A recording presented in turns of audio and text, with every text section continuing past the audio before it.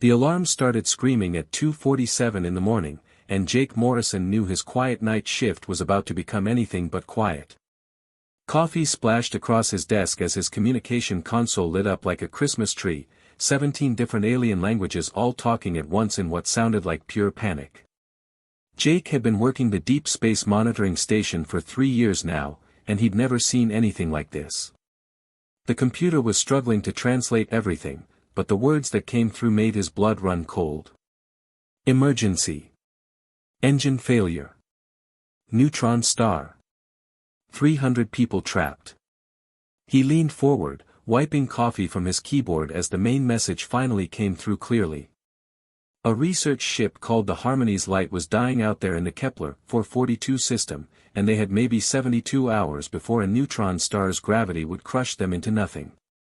Jake's fingers moved fast across his controls, sending the distress call up the chain of command while his other screen showed him exactly what these poor aliens were facing.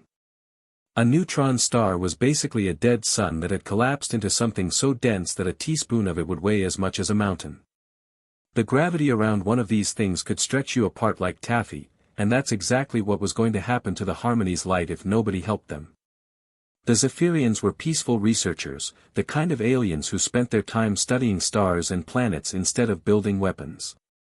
They'd been out there doing science when their engines broke down at the worst possible place and time. Now they were sending out calls for help in every language they knew, hoping someone, anyone, might be able to save them.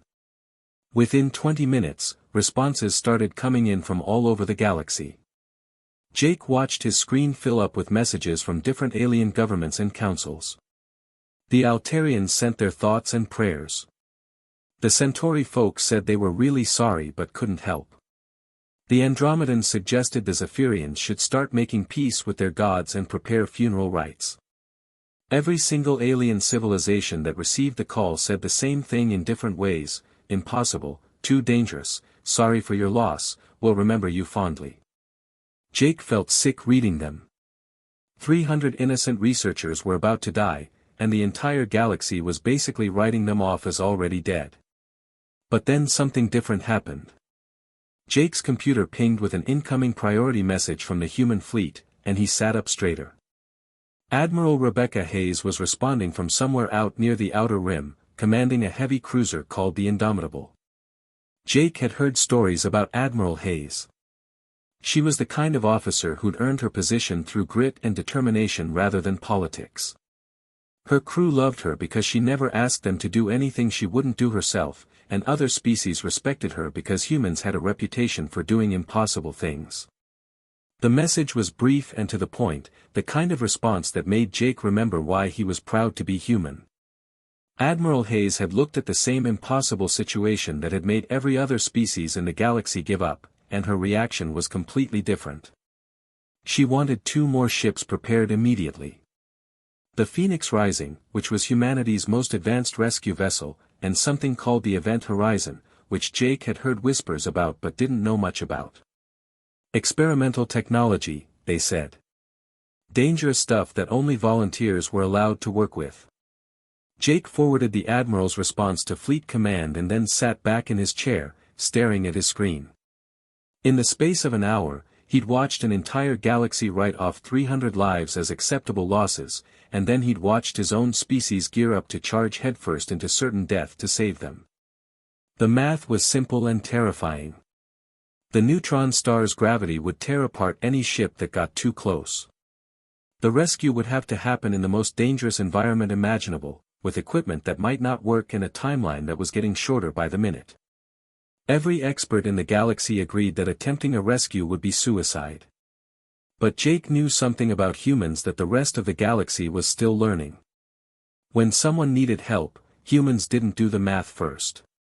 They didn't calculate the odds or worry about whether it made sense. They just went.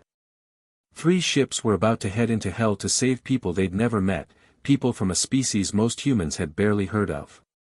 And Jake Morrison, sitting alone in his monitoring station with coffee stains on his shirt, felt a surge of pride that made his chest tight. The galaxy was about to learn something new about humans, and Jake had a front row seat to watch it happen. Captain Tyler Webb gripped the armrests of his command chair as the Phoenix Rising shook like a leaf in a hurricane. They weren't even close to the neutron star yet, but the gravity was already trying to tear his ship apart. Through the main view screen, he could see that impossible thing growing larger, a spinning ball of death that looked deceptively small but packed the mass of an entire sun into something the size of a city. The Phoenix Rising was supposed to be the toughest rescue ship humanity had ever built, designed to go places other vessels couldn't survive. But as Tyler watched his hull stress indicators climb into the red zone, he wondered if even his ship would be enough for what they were about to attempt. His communication officer suddenly straightened up at her station. "Captain, incoming transmission from the Galactic Emergency Council. It's a Zephyrian administrator." "Put it through," Tyler said, though he had a feeling he knew what this was going to be about. The voice that came through the speakers was filled with desperation and guilt. The Zephyrian spoke English with a musical accent that would have been pleasant under better circumstances. "Human vessels, please listen to us. We are grateful beyond words for your response, but you must reconsider this action. The gravitational forces near the neutron star will destroy your ships.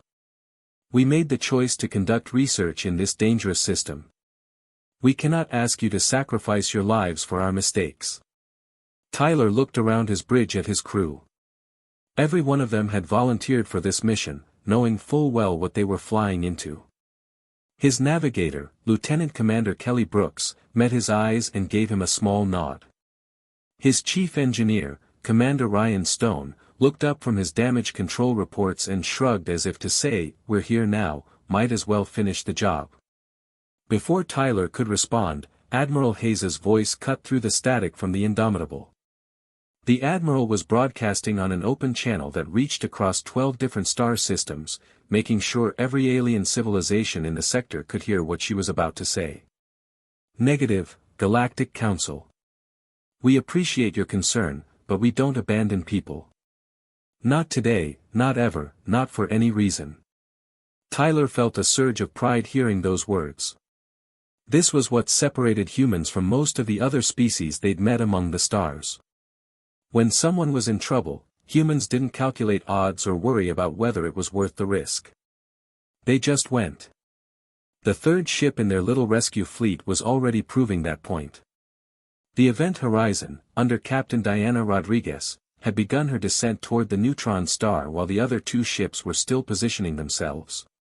Rodriguez and her crew were flying what amounted to an experimental prototype, a ship that had been stripped down to nothing but engines, life support, and the most advanced gravitational shielding technology humans had ever developed.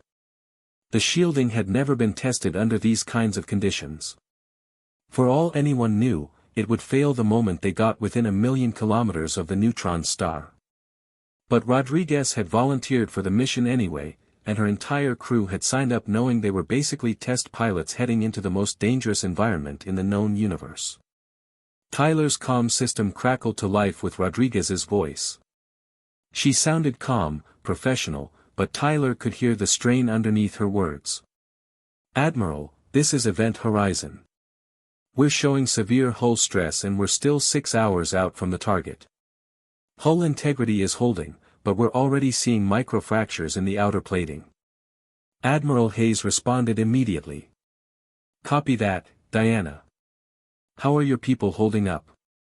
There was a pause before Rodriguez answered, and Tyler could picture her looking around her own bridge, checking on her crew the same way he'd just checked on his. When she spoke again, there was something that might have been a smile in her voice. "They're scared as hell, ma'am. But they're not backing down. We knew what we signed up for." Tyler switched his view to the tactical display that showed all 3 human ships as they moved deeper into the gravity well.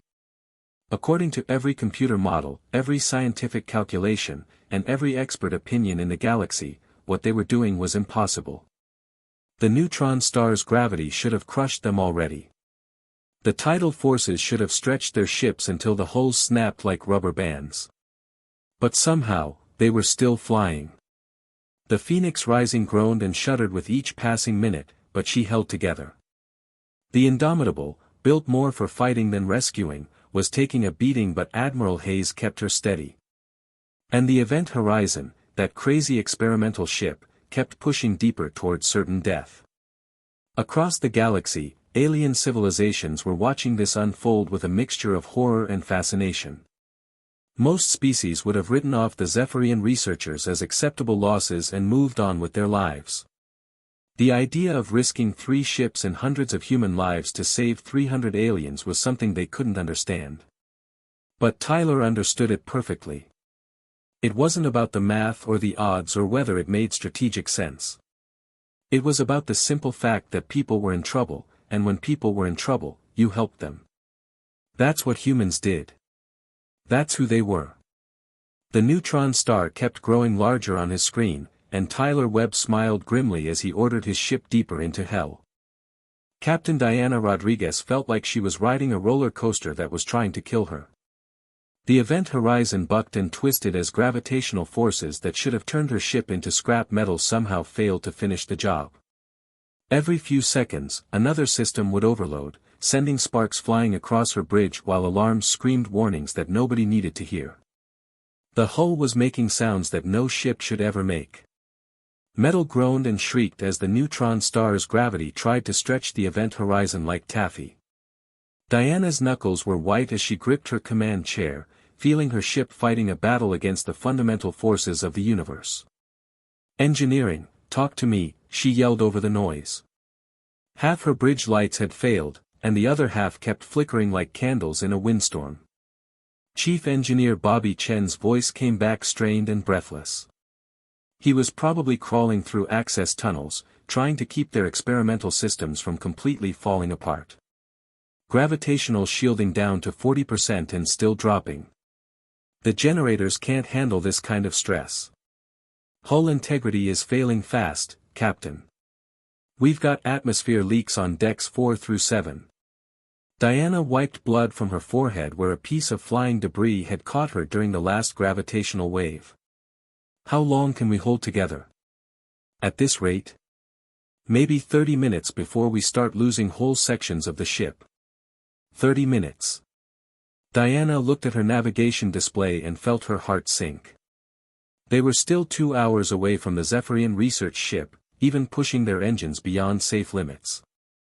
The math was brutal and simple, they weren't going to make it.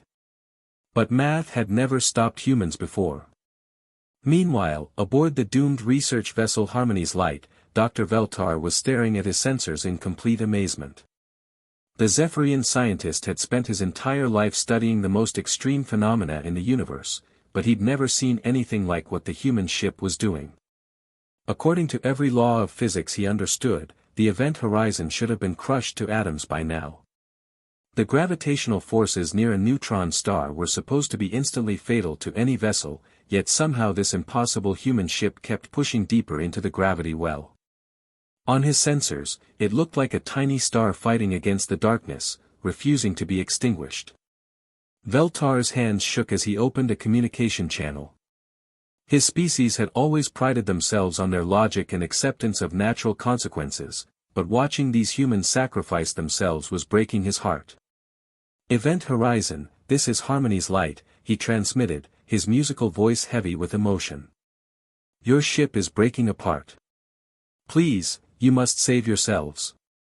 We chose to study this dangerous phenomenon. We accept the consequences of our decision." The response came back immediately, and Veltar was shocked to hear determination rather than fear in the human captain's voice. There was pain there too, he could hear it in the slight strain of her words, but no hint that she was considering retreat. "Negative, document. We're coming for you. Just hold tight a little longer." Veltar looked around at his fellow researchers, 300 of the brightest minds his species had produced, and saw his own amazement reflected in their faces. These humans were dying to save people they'd never met, from a species most of them had probably never even heard of before today. Back at the edge of the gravity well, Captain Tyler Webb was watching his tactical display with growing concern. The Phoenix Rising was holding position at what they'd calculated to be the safe distance, but that distance was becoming less safe by the minute as the neutron star's rotation created unpredictable gravitational waves. "Admiral, the event horizon is taking massive damage," he reported to Hayes aboard the Indomitable. At their current rate of hull failure, they won't survive long enough to reach the research vessel. Admiral Hayes's voice came back steady and calm, but Tyler had served under her long enough to hear the wheels turning in her mind. Copy that, Tyler. Time dilation effects are making this worse than we projected. The rescue window is closing faster than our models predicted.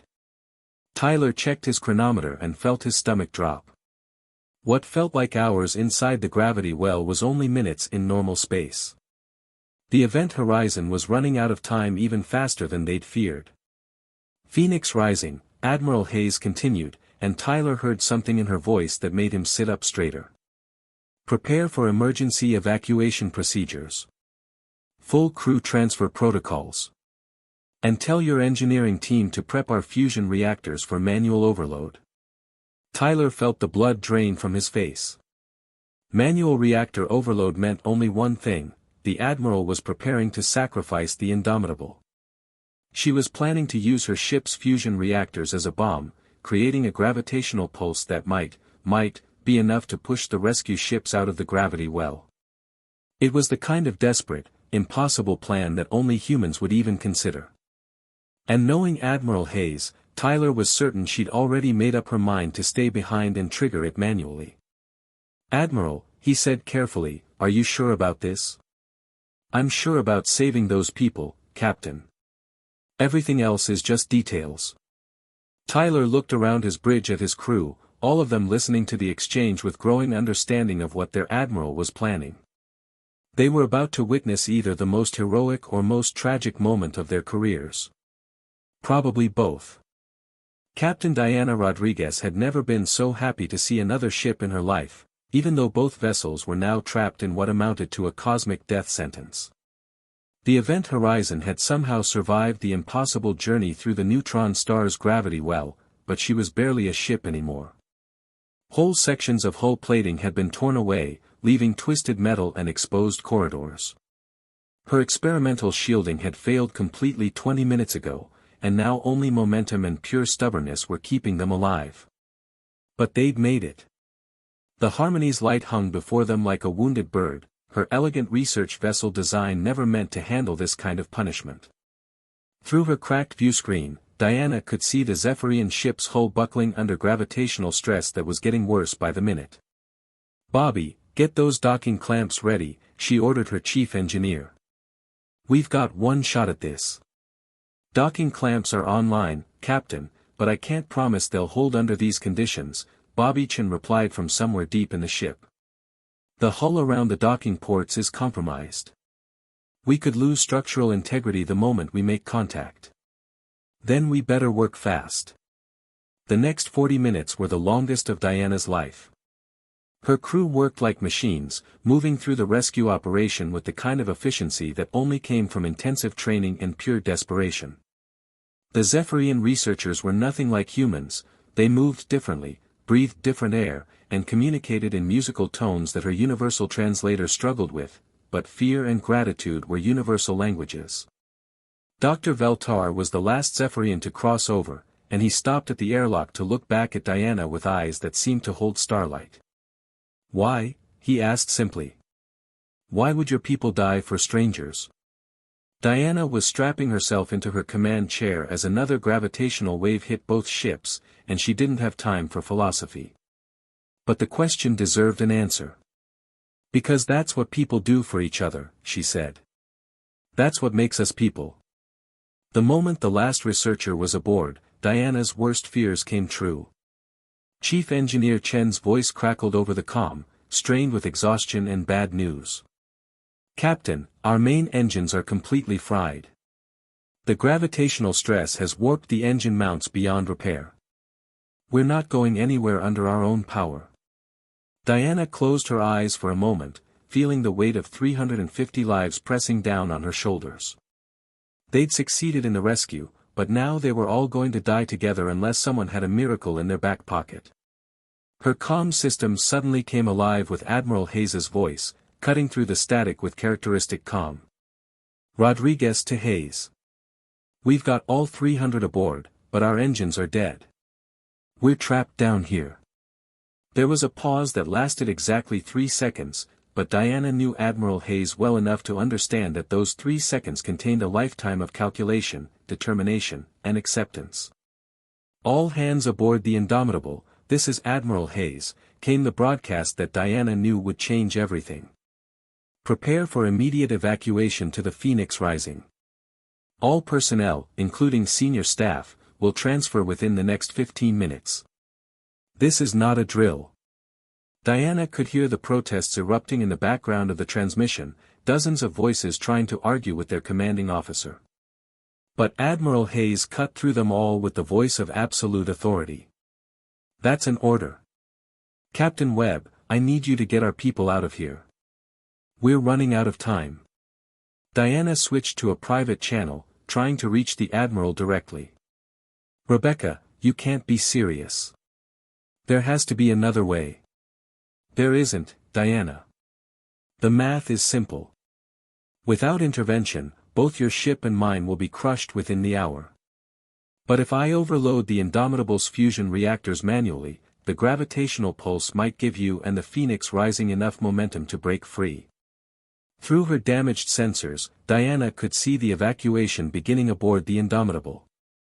Emergency shuttles were moving between the heavy cruiser and the Phoenix Rising, carrying crew members who clearly didn't want to leave their ship or their admiral.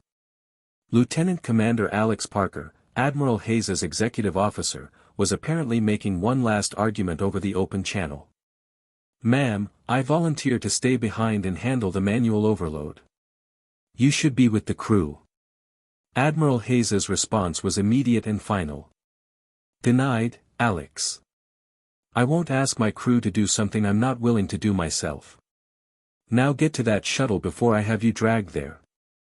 Diana watched on her screens as the last shuttle departed the Indomitable, carrying a crew that was probably crying, cursing, and praying all at the same time. Admiral Hayes had sealed herself inside the engineering section, cutting off any possibility of rescue or last-minute heroics from her people. The Indomitable began to move, changing course for a direct collision with the neutron star. Through the comm system, Diana could hear Admiral Hayes working alone in her engineering bay, manually overriding safety systems that were designed to prevent exactly what she was trying to do. "This is what we do, people," Admiral Hayes said, her voice broadcasting across all 3 ships as the Indomitable picked up speed toward the neutron star. "This is who we are. We don't leave anyone behind, no matter what it costs." Diana gripped her command chair as the Indomitable's fusion reactors began building toward critical overload. In a few minutes, Admiral Rebecca Hayes would create an explosion that would either save them all or kill them all. Either way, she'd do it alone, because that's what a real leader did when everything was on the line. When Admiral Rebecca Hayes triggered the manual overload on the Indomitable's fusion reactors, she created something that had never existed before in the known universe. The explosion didn't just release energy, it punched a hole through spacetime itself, creating a gravitational shockwave that rippled outward like a stone thrown into a cosmic pond. Captain Tyler Webb felt the Phoenix Rising get hit by that shockwave like a giant invisible hand had grabbed his ship and thrown it across the galaxy. Every alarm on his bridge screamed at once as his vessel tumbled end over end through space, spinning like a leaf in a hurricane. The artificial gravity failed, sending his crew floating around the bridge while they fought to regain control. "Damage report," Tyler shouted, pulling himself back into his command chair as the ship's gyroscopes finally stopped the spinning. "Hull breaches on 3 decks, but the emergency bulkheads are holding," reported his chief engineer. "Main engines are offline, but we've got backup power. Sir, we're clear of the gravity well." Whatever Admiral Hayes did, it worked.